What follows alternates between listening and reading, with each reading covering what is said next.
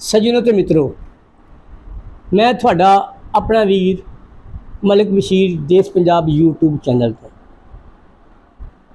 ਤੇ ਅੱਜ ਅਸੀਂ ਗੱਲ ਕਰਾਂਗੇ ਨਾਈਜੀਰੀਆ ਦੇ ਬਾਰੇ। सोशल मीडिया ਤੇ ਖਬਰ ਆਈ ਹੈ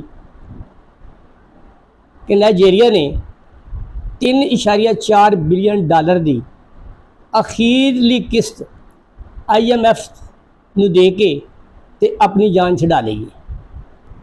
ਵੈਲ ਡਨ ਨਾਈਜੀਰੀਆ ਨੇ IMF ਨੂੰ ਗੁੱਡ ਬਾਏ ਕਹਿ ਕੇ ਹੱਥ ਖੜੇ ਕਰਤੇ। ਦੂਜੇ ਪਾਸੇ अपने प्यारे पाकिस्तान की गल कर लें। $127 अरब का मकरूज साडा मुल्क, इस मुल्क का असिस्टेंट कमिश्नर 5 करोड़ की गड्डी लैके 6 बाडी गार्डां दे नाल रेहड़ी छाबड़ी वालियां कोलों आलू प्याज ते सब्जी का रेट चैक करता फिरदा। खरे किधरे ये रेहड़ियां वाले लोगों को लुटता नहीं रहे। वाह जी वाह, बहुत चंगी ड्यूटी कर रहा है, फर्ज शनासी का अमली मुजाहरा कर रहा है। थानू मेरे प्यारे थानू याद होगा कि एक बादशाह सलामत दी एहलकार मनी लाडरिंग करते हुए फड़ी गई सी ते जिस इंस्पैक्टर ने फड़िया सी उन्हें अपनी फर्ज शनासी का दयानतदारी का मुजाहरा करते हुए उत्ते FIR दे दी। तो तुहानू याद है फिर उस इंस्पैक्टर नाल की होया सी? बादशाह सलामत और गुस्सा आया तो उस इंस्पैक्टर के बच्चे यतीम हो गए। माफिया नू चैक करन लई या उन्हां ते हथ पाउण लई ते साडे असिस्टेंट कमिश्नर साहिबान कदी सोच भी नहीं सकते। थोड़ा ने अगे चल के वेखीए तो साड़ी पार्लीमेंटेरियन साढ़े MLA MP इन्हां दी तनख्वाहां दे विच बेतहाशा इजाफा करके उन्होंने राजी कर दिता है। एक बंदे ने मैनू पूछा कि यार IMF अशराफिया दियां इयाशियां ते उन्हां दे अलले तलले गामे माजिया दी अयाशियां नू कदी नहीं रोकण दा कहंदी। ते मैं उन्होंने कहा भोलिया, जो शाहूकार हुंदा ना वो अपने गाहक वधांदा वा, अपने गाहक घटांदा नहीं। IMF ते कहंदा कि असी उहदी घुमण केरी दे विच फसे रहीए, असी उत्थों आज़ाद ना होइए।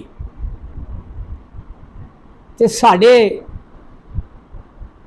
वड्ड वडेरे माशाअल्लाह करता धरता साडे मुल्क नूं चलाउण वाले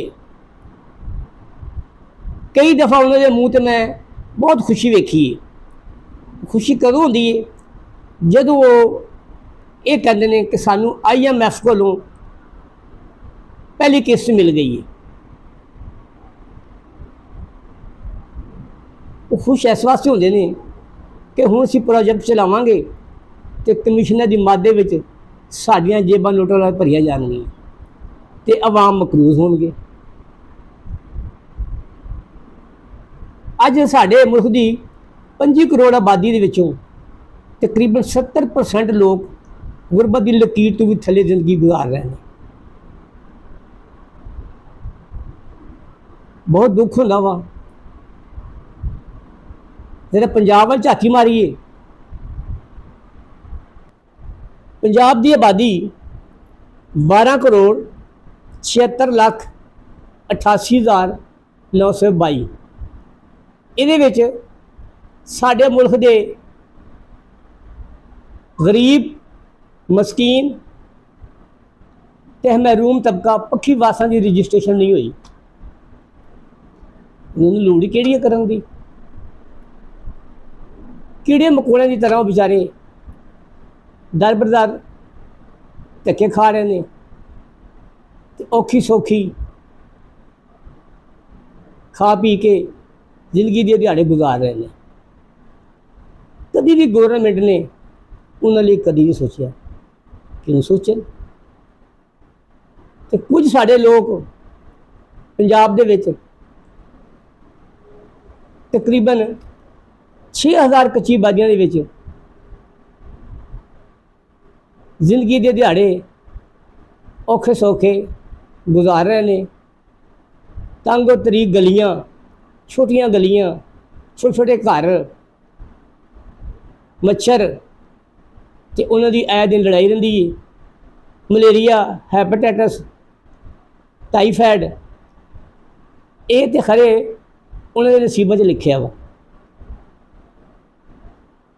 ਤੇ ਸਾਡੇ ਹੁਕਮਰਾਨ